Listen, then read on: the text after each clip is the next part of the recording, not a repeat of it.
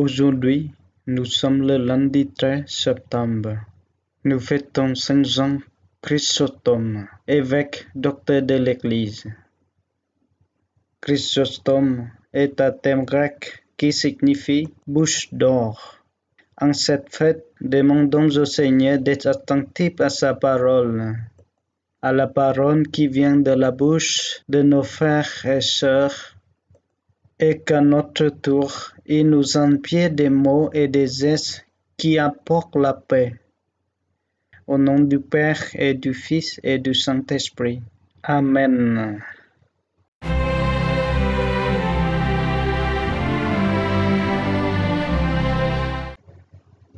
Lecture de la première lettre de Saint Paul apôtre à Timothée. Bien-aimé, j'encourage avant tout à faire des demandes, des prières, des intercessions et des actions de grâce pour tous les hommes, pour les chefs d'État et tous ceux qui exercent l'autorité, afin que nous puissions mener notre vie dans la tranquillité et le calme, en toute piété et dignité.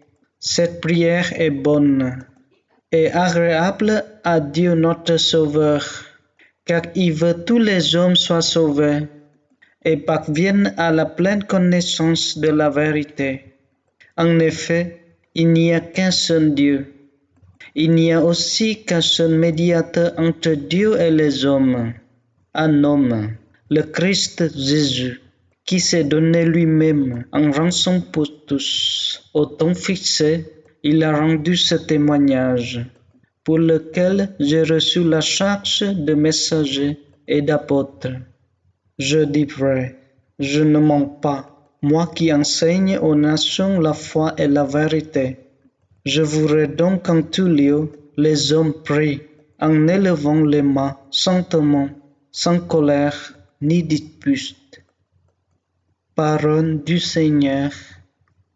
Je bénirai le Seigneur, toujours et partout. Seigneur mon rocher, c'est toi que j'appelle. Ne reste pas sans me répondre. Entends la voix de ma prière quand je crie vers toi, quand j'élève les mains vers le Saint des Saints. Le Seigneur est ma force et mon rempart. À lui, mon cœur fait confiance. Il m'a guéri, ma chair a refleuré. Mes chants lui rendent grâce. Le Seigneur est la force de son peuple, le refuge et le salut de son Messie. Sauve ton peuple, bénis ton héritage. Veille sur lui, porte-le toujours. Je bénirai le Seigneur, toujours et partout.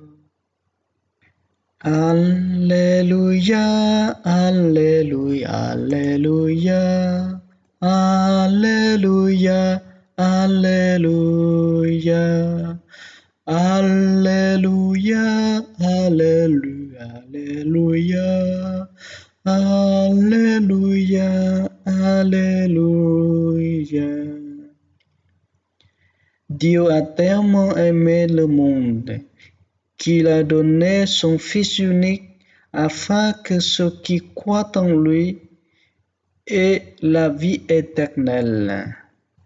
Alléluia, Alléluia, Alléluia, Alléluia, Alléluia, Alléluia, Alléluia, Alléluia, Alléluia, Alléluia.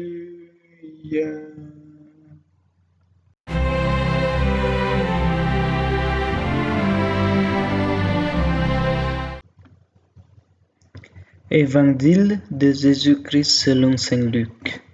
En ce temps-là, lorsque Jésus eut achevé de faire entendre au peuple toutes ces paroles, il entra dans Capharnaüm.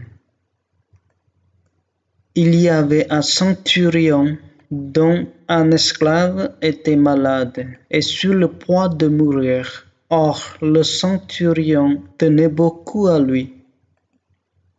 Ayant entendu parler de Jésus, il lui envoya des notables juifs pour lui demander de venir sauver son esclave. Arrivé près de Jésus, ceux-ci le suppliaient instamment. Il mérite que tu lui accordes cela. Il aime notre nation, celui qui nous a construit la synagogue. Jésus était en route avec eux, et déjà il n'était plus loin de la maison, quand le centurion envoya des amis lui dire, « Seigneur, ne prends pas cette peine, car je ne suis pas digne que tu entres sur mon toit. C'est pourquoi je ne me suis pas autorisé, moi-même, à venir te trouver. Mais dis une parole, et que mon serviteur soit guéri. Moi, je suis quelqu'un de subordonné à une autorité, mais j'ai des soldats sous mes ordres. À l'un, je dis, va et il va. À un autre, viens et il vient. Et à mon esclave, fais ceci et il le fait. » Entendant cela, Jésus fut en admiration devant lui. Il se retourna et dit à la foule qui le suivait, « Je vous le déclare, même en Israël, je n'ai pas trouvé une telle foi. » Revenu à la maison, les envoyés trouvèrent l'esclave en bonne santé. Acclamons la parole de Dieu.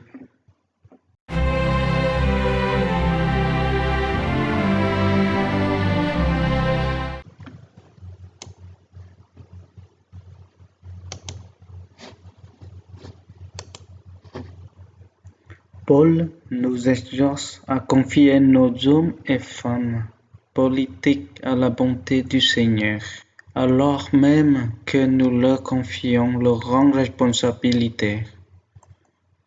Prière, demande, exhortation, comme un bien-aimé du Seigneur.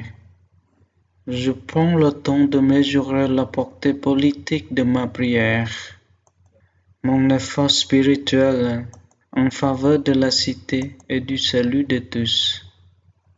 Pour l'Église, exercer l'autorité, c'est promouvoir la paix, la tranquillité, la piété, la dignité, mais la crise des abus nous oblige à regarder l'Église comme une institution bien humaine, sujette aux déviants du pouvoir. Je réfléchis en moi-même au mécanisme de cette corruption, à la structure du péché.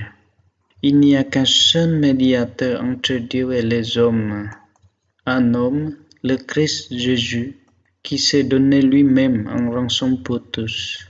Comme une mosaïque, je recompose dans mon imagination la mission du Christ, sa manière de rassembler les bien portants comme les malades, sa manière de parler qui ne fait pas toujours d'humanité.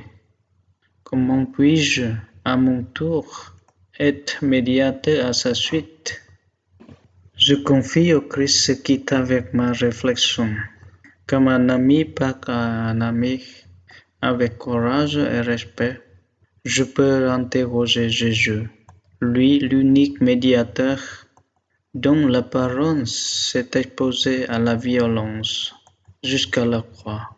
Je lui dis ce qui monte de mon cœur.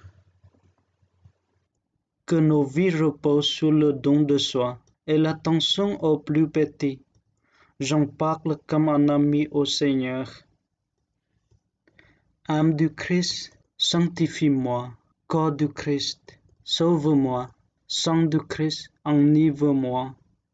Eau du côté du Christ, lave-moi.